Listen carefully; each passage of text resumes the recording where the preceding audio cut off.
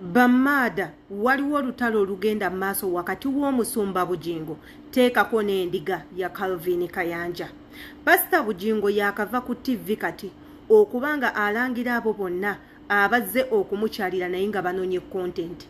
Mwabo nno yabadde ayogera kasajja kaffe kandiira njuyi bbiri ka Calvin Kayanja ketutte nga akayina kye kaagala ng'akagenza okusaasira kumbe kanonye content kanonye byako mwe muli okudisrespectinga abantu okumanyiira abantu okwefuula ayinomo okwefuula omuntu amanye nnyo Bugingo paka ku level esembayo ne mutuusa n'okumuvumira abaana be teekako neeyaliko mukazi we ekyaleetedde abantu okwongera okukyawa Bugingo era nga mwabo abantu mwe muli n'abaakoze obutambi nga nange mwendi obukakasa nti alabika Bugingo ye yapangisizza Calvin Kayanja okuddamu okuatakinga omukyalo oli eyaliko mukazi we omukazi eyali asirise kaakati nno buli muntu mu ggwanga lyaffe erya Uganda naddala abantu abakuzeekuzeemu ku myaka abamanya ebintu bya relationship nga we bitambula bali mu kunenya Pastor Bugingo ekyajjayo omusajja ono n'abaako kyayogera naye njagala kubuuza gwe Pastor Bugingo tumwesige ku bigambo bye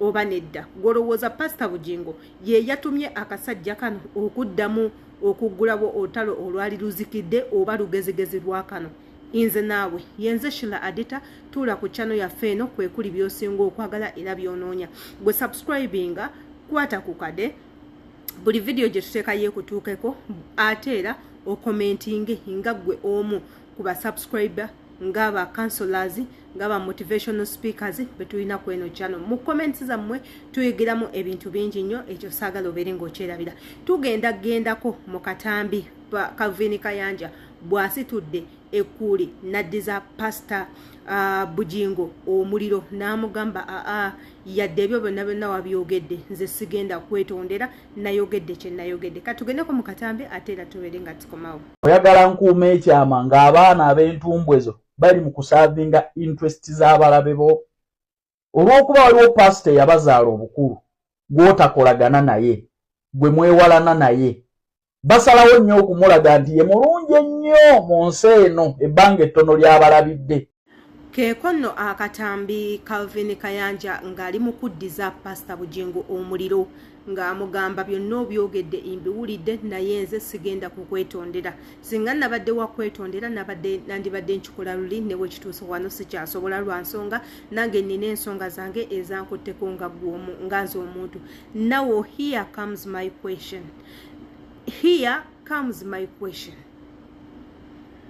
Is Calvin Kayanja part of Pastor Bugingo's family? Yes or no? And if it is yes, was it necessary, seriously, to come out and start attacking this innocent woman? Yes or no? And if Calvin Kayanja is not part of Pastor Bugingo's family, why is Calvin Kayanja so concerned in Teddy Bugingo? Is there something hidden that we don't know as public?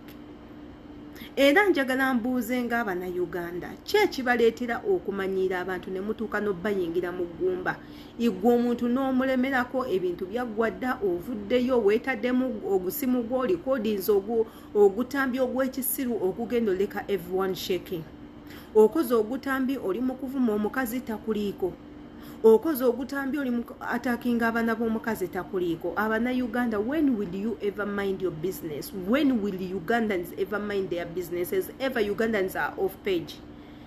Ovuddeyo ogenze kulaba mulwadde omaze okumulaba ozooka kasensi nti you're among those people that went there ate ovuddeyo otandise okuvuma oli nti tatutteyo abaana ba Pastor Bugingo obayita otya Teddy Bugingo omuyita otya ye omukyalo omubanja ki ekyakutuukisiza okumuvuma mpaka kugumba bwe bubanga butagenda kulaba Pastor Bugingo nga kyekyamukuvumisizza. Did you hear Pastor Bugingo complaining nti Teddy teyagenze? Did you hear Susan Bugingo complaining nti why Teddy did not go there? Naye gwe outsider, a person that is not even a family friend, novayo n'otandika okola obuvuyongo obwo. You people, you should grow up. Kan manye endowooza zammwe ku butambi nga buno nga mweyambisa comment section embagalanyi.